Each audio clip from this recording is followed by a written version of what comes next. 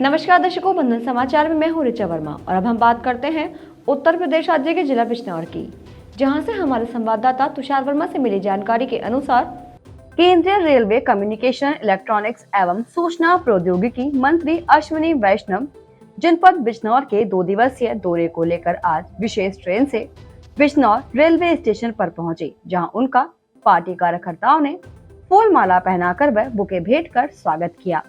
केंद्रीय railway minister द्वारा Bijnor railway station का निरीक्षण किया गया और रेलवे विभाग के संबंधित अधिकारियों से रेलवे स्टेशन और ट्रेनों के संबंध में जानकारी भी हासिल की गई।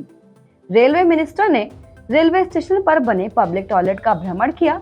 बता दें कि सुरक्षा के लिहाज से बिजनौर पुलिस अधीक्षक दिनेश सिंह के नेतृत्व में भारी पुलिस फोर्स को स्टेशन के आसपास लगाया गया और एसपी खुद नजर बनाए हुए थे।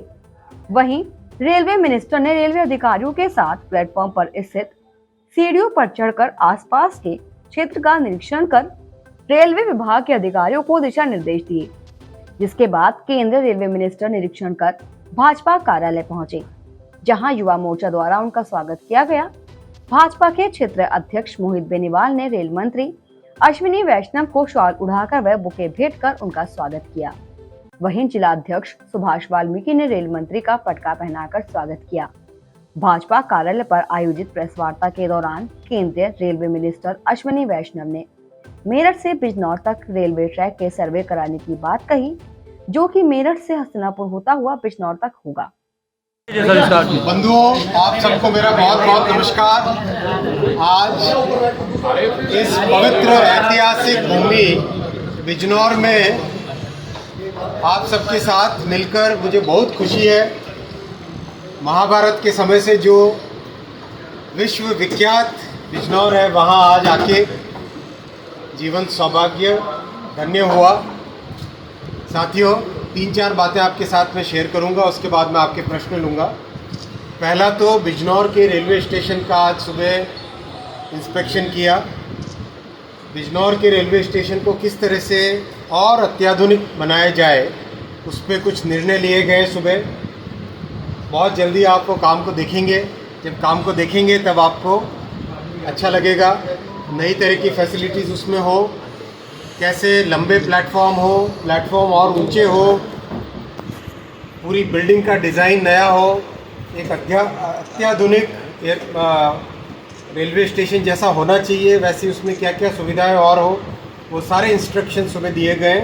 अगले 7-8 महीनों में आप उस काम को देखेंगे। पहला ये विषय था। दूसरा विषय आज सभी जनप्रतिनिधियों ने मेरे सामने रखा।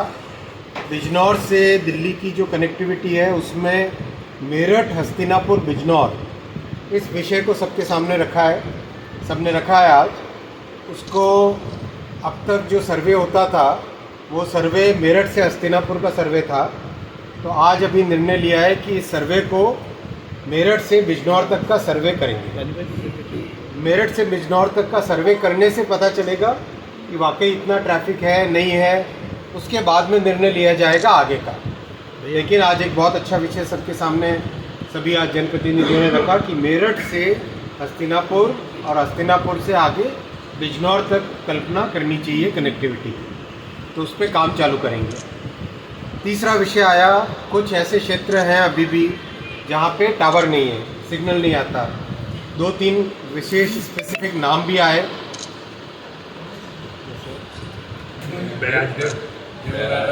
मेरे नोट किए हुए सारे। हाँ बिल्कुल, ये ऐसे एरिया है जहाँ पे जाने से सिग्नल एक पूरा ख़त्म हो जाता है। इस पर भी तुरंत इस पर काम चालू करेंगे, किस तरह से सिग्नल बना रहे, किस तरह से कनेक्टिविटी एकदम प्रॉपर रहे।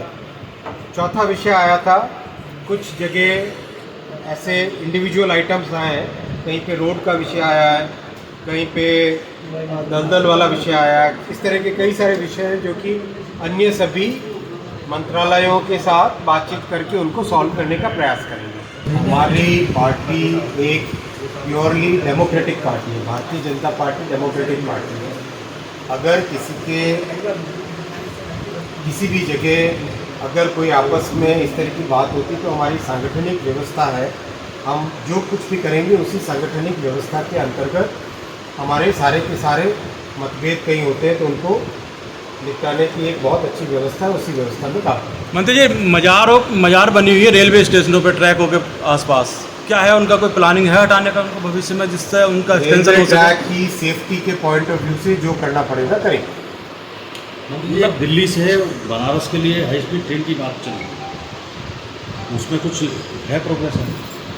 आपने सबने अगर यूट्यूब पे या वीडियो देखे होंगे तो जो पहली बुलेट ट्रेन है मुंबई से अहमदाबाद, उसमें गुजरात वाले सेक्शन में जहाँ पे गुजरात सरकार ने ज़मीन दी थी और अब महाराष्ट्र सरकार ने भी ज़मीन दे दी है, वहाँ पे बहुत तेज़ी से काम चल रहा है। कुल मिला के 80 किलोमीटर के पिलर्स बन चुके हैं और अब उसके ऊपर जो वायाडक्ट बनता है वो वायाडक्ट बनाया जा रहा है। साथ ही साथ उसके फिर आगे के सारे कार्यक्रम बहुत तेज़ी से चल रहे हैं। देखिए, हाई स्पीड बहुत ही एक कॉम्प्लेक्स टेक्नोलॉजी है, बहुत कठिन टेक्नोलॉजी है। उसको समझना, उसको आत्मसात करना, देश की परिस्थितियों के हिसाब से उसको किस तरह से उसमें जो भी परिवर्तन लाने वो परिवर्तन लाने, एडजस्ट करना, एक काम करने का नया तरीका सीखना, वो सब उस प्रोसेस से चल रहा है। क्लियर संकल्प है इस प्रोजेक्ट से जो हम सीखेंगे, उस प्रोजेक्ट से सीखने के बाद में देश में और भी बहुत सारे शहर हैं जिन शहरों में बुलेट ट्रेन की व्यवस्था की जाएगी। तो उस परिस्थिति में स्टेप बाय स्टेप आगे बढ़। कल ने नगीना और बिजनौर लोकसभा का प्रभारी बनाया गया है। दोनों सीटें पिछली बार बीजेपी यहाँ से हार गई थी, तो ये अब बीजेपी पे आ जाए तो किस तरह से मेहनत करेंगे और किस तरह से तैयारी चल रही है? देखिए, आज अगर आप देश में कहीं पर भी देखें, मैं तीन लोकसभा क्षेत्र की बात अगर करूं, लेकिन पूरे देश की बात करें अगर, प्रधानमंत्री श्री नरेंद्र मोदी जी ने जिस तरह से गांव-गांव तक, घर-घर तक ऐसी बेसिक सुविधाएं जो पहुंचाई है, और विशेषकर जो हमारा सबसे कठिन कालखंड था, कोरोना वाला कालखंड, उस कालखंड में जिस तरीके से देश को मजबूत तरीके से बाहर निकाल के लाए और एक और मजबूती से ऊपर उठे, इकोनॉमी को जिस तरह से संभाला है, आज देश भर में एक क्लियर विश्वास है, जन जन का विश्वास है कि मोदी जी ने राष्ट्र को सही दिशा दी है, सही नेतृत्व दिया है, मजबूत नेतृत्व दिया है, चाहे दुश्मनों के सामने, चाहे कोरोना जैसी बीमारी के समय, चाहे गरीबी से लड़ना हो, चाहे राष्ट्र को आत्मनिर्भर बनाना हो, चाहे सामाजिक व्यवस्था में एक ऐसा परिवर्तन, लाल बत्ती हटाई, एक जो परिवर्तन है, जिस परिवर्तन में कि हम सब के सब समान हैं और हम सेवक हैं आपके, वो जो भावना लेके आए, उस भावना से जन जन में विश्वास है। वही विश्वास मैं इन तीनों लोकसभा क्षेत्र सहारनपुर, बिजनौर और नगीना में भी देख रहा हूँ। का ऑप्शन, जो स्पेक्ट्रम का ऑप्शन हुआ, कंप्लीट हुआ। ऑप्शन कंप्लीट होने के बाद में जितने भी लोगों ने ऑप्शन में स्पेक्ट्रम लिया, सबको स्पेक्ट्रम दे दिया गया। यानी अब जो सबसे बड़ा रॉ मटेरियल होता है टेलीकॉम का, संचार में सबसे बड़ा रॉ मटेरियल है स्पेक्ट्रम। स्पेक्ट्रम एक पारदर्शी तरीके से सभी लोगों को दे दिया गया। अब सभी के सभी लोग लगे हुए हैं टावर के ऊपर इक्विपमेंट, साथ ही साथ जो सॉफ्टवेयर में परिवर्तन करना है, नए तरह का कोर नेटवर्क लगाना है, नए तरीके रेडियो नेटवर्क लगाना है। ये जो टेक्निकल व्यवस्थाएं होती है, वो व्यवस्थाएं अभी की जा रही है। अक्टूबर में 5G देश में आरंभ होगा और उसके बाद में तेज़ी से अगले 18 महीने में तेज़ी से देश भर में फैलेगा। तो अंदाज़ा है जो हम लोग टारगेट लेके चल रहे हैं वो ये है कि करीब अगले 500 दिनों में 500 शहर और कस्बे 5G से जोड़ने हैं और उसके आगे भी सतत प्रक्रिया चलती रहेगी। इसमें BSNL भी कोई अपना प्रयास कर रहा है? BSNL का काम भी बहुत तेज़ी से, BSNL का जो 2G और 3G वाला नेटवर्क है उसको बहुत ही तेज़ी से अगले 12 से 16 महीने के अंदर बहुत ही तेज़ी से 4G में कन्वर्ट किया जाएगा और साथ ही साथ 4G को 5G में कन्वर्ट करेंगे। सबसे बड़ी बात क्या है? सबसे बड़ी बात यह है कि BSNL में जो नेटवर्क लगेगा, जो पूरी टेक्नोलॉजी लगेगी, शुद्ध हिंदुस्तान में बनी हुई टेक्नोलॉजी लगेगी, पूरी तरह से एंड टू एंड हिंदुस्तान में बनी हुई टेक्नोलॉजी लगेगी। उसका कोर नेटवर्क, उसका रेडियो नेटवर्क, उसके इक्विपमेंट, सारी की सारी चीज़ें हिंदुस्तान में बनी हुई है। भारत टेलीकॉम के क्षेत्र में, टेक्नोलॉजी के क्षेत्र में बहुत बड़ी ताकत बन के उभर रहा है। प्रधानमंत्री जी ने बहुत स्पष्ट संकल्प दिया है हमको विभाग में, टेलीकॉम टेक्नोलॉजी में हमें संपूर्ण तरीके से आत्मनिर्भर होना है और साथ ही साथ हमारी टेक्नोलॉजी को हम कैसे विदेश में लेके जाएं, विश्व के सभी देशों में लेके जाएं, वो व्यवस्था करें। BSNL को, भारत संचार निगम को जिस तरीके से पिछली सरकारों ने एकदम बिल्कुल पूरी व्यवस्था को समाप्त कर दिया था, उसके बदले उसको कैसे सुधारें, कैसे सुदृढ़ करें, जिससे कि गांव-गांव तक इंटरनेट पहुंचे, गांव-गांव तक फाइबर पहुंचे और वो फाइबर की व्यवस्था अच्छे से अच्छे उसको मेंटेन कर पाए, लैंडलाइन मिले, ब्रॉडबैंड मिले। इसके लिए प्रधानमंत्री जी ने 1,64,000 करोड़ का 1,64,000 करोड़ का पैकेज BSNL के लिए दिया है। इससे पहले 2019 में 92,000 करोड़ का पैकेज दिया था।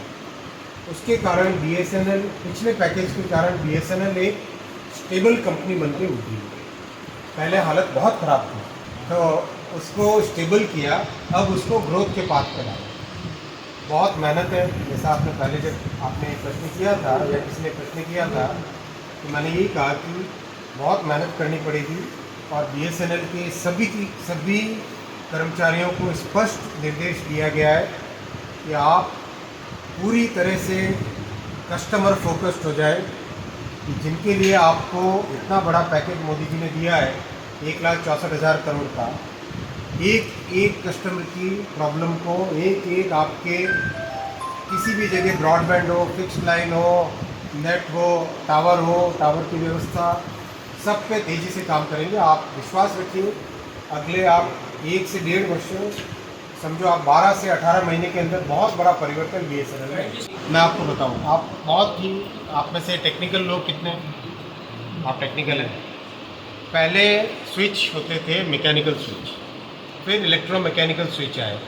इलेक्ट्रोमैकेनिकल स्विच के बाद में पूरी की पूरी जो स्विचिंग सिस्टम है, टेलीफोन का जो एक्सचेंज होता है, वो टेक्नोलॉजी पूरी बदल के अब कंप्यूटर बेस्ड हो गई। तो बहुत सारी जगह जहाँ पे BSNL के पुराने एक्सचेंजेस थे, उन एक्सचेंजेस का अब एक्सचेंज के हिसाब से उपयोग नहीं रहा। तो उस ज़मीन को या उस बिल्डिंग का कोई ना कोई दूसरा नया उपयोग किया जा रहा है।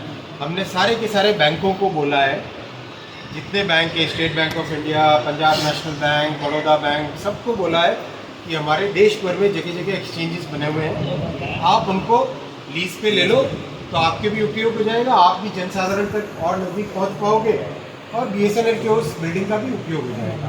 तो इस तरह से कोई ना कोई दूसरा उपयोग इसके लिए होगा। इस दौरान भाजपा पदाधिकारी एवं कार्यकर्ता कार्यक्रम में मौजूद रहे। और इसी के साथ जुड़े रहे बंधन समाचार के साथ।